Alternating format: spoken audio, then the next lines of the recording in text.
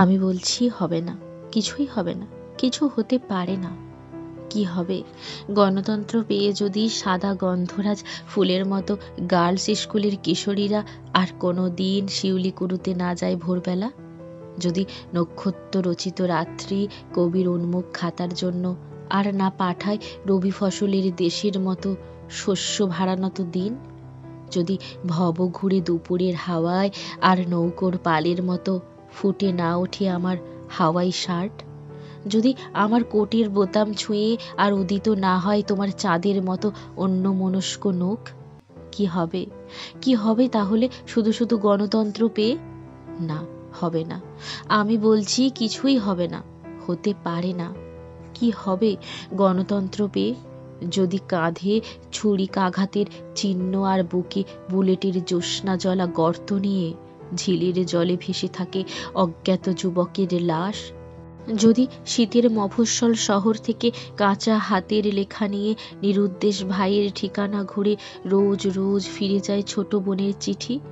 যদি আমি রুমাল হারিয়ে বারবার ফিরে আসি বিষণ্ণ সন্ধ্যায়? যদি আমি দাঁড়াতে না পারি আর ঝাউ গাছের মতো একা, তাহলে হবে না। আমি বলছি হবে না, হতে পারে না।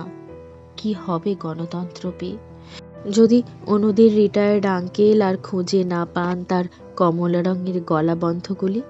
যদি আর প্রাক্তন আইনগ্রন্থের ভিতর দিয়ে হেঁটে যেতে যেতে না ওঠে রোদ ঝুনুর দাদুর? তাহলে কি হবে গণতন্ত্র পেয়ে? কি হবে? আমি জানি মানুষের পাশেই ফুটবে হাসনুহানারা, কিন্তু মানুষ আর কোনো দিন ফুটবে না। আমি জানি মানুষ কাঁধের পাশেই উঠবে চাঁদ, কিন্তু মানুষ আর কোনো দিন উঠবে না। আমি জানি প্রেমিকের কম্পমান আঙুল ঝিরি ঝিরি নিঃসন ভরা প্রেমিকার আঙুলের বদলে গুনবে শুধু গুচ্ছ গুচ্ছ নতুন টাকা।